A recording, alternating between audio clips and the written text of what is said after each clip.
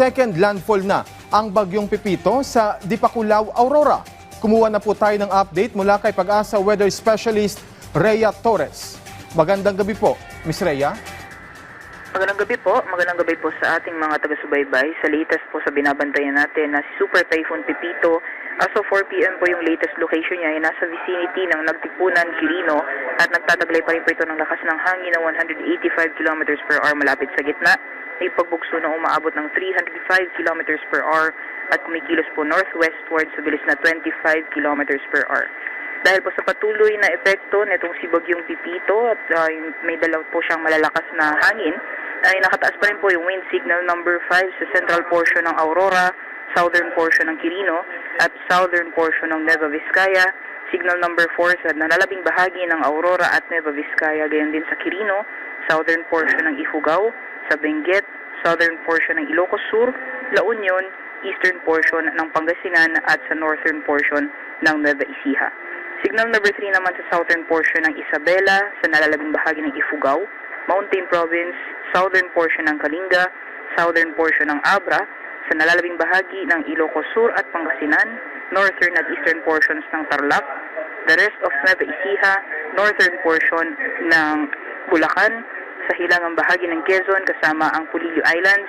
Meanwhile, signal number 2 naman sa nalalabing bahagi ng Isabela, southwestern portion ng mainland Cagayan, the rest of Kalinga, southern portion ng Apayao, the rest of Abra, Ilocos Norte, Zambales, the rest of Tarlac, northern portion ng Bataan, Pampanga, sa nalalabing bahagi ng Bulacan, dito po sa Metro Manila, Rizal, northeastern portion ng Laguna, at central portion ng Quezon. Meanwhile, signal number 1 naman sa nalalabing bahagi ng mainland Cagayan, sa nalalabing bahagi ng Apayao at Bataan, sa Cavite, the rest of Laguna, Batangas, the rest of Quezon, northern portion ng Occidental Mindoro, kasama po dyan ang Lubang Islands, northern portion ng Oriental Mindoro, sa Marinduque, Camarines Norte, at northern portion ng Camarines Sur.